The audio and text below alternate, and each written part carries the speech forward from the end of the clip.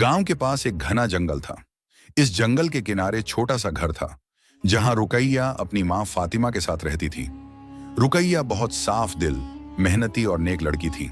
वह रोज सुबह उठकर जंगल जाती, लकड़ियां काटती और उन्हें बाजार में बेचकर अपने घर का गुजारा करती। फातिमा हमेशा उसे याद दिलाती, बेटी जो भी काम करोगी नेक नियत और अल्लाह का नाम लेकर करना, मेहनत का फल जरूर मिलेगा। जंगल का दिन एक दिन रुकैया जंगल में लकड़ियां काट रही थी।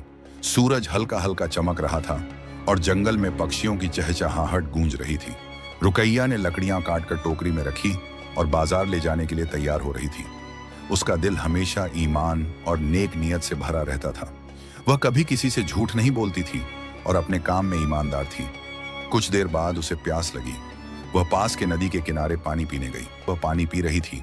उसने देखा कि एक मछली जाल में फंसी हुई थी। मछली ने अद्भुत तरीके से आवाज दी, हे रुकैया, मेरी मदद करो, मुझे इस जाल से निकालो। अगर तुम मेरी मदद करोगी अल्लाह तुम्हें बहुत बरकत देगा। रुकैया थोड़ी हैरान हुई, लेकिन उसका दिल हमेशा नेकी और मदद के लिए खुला था।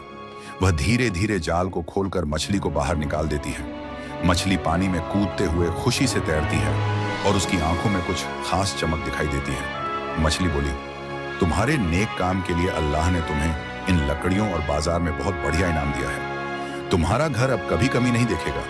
रुकैया ने सिर झुकाया और कहा, अल्लाह की रहमत ही सबसे बड़ी है।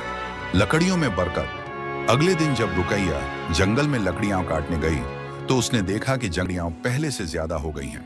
टोकरी में जो लकड़ियां रखी थीं, वह बाजार में बेचने पर कई गुना बढ़ गई थी। रुकैया समझ गई कि अल्लाह ने उसकी नेक नियत और मदद की वजह से बरकत दी है। वह बहुत खुश हुई और दौड़कर मां फातिमा को सब कुछ बताया।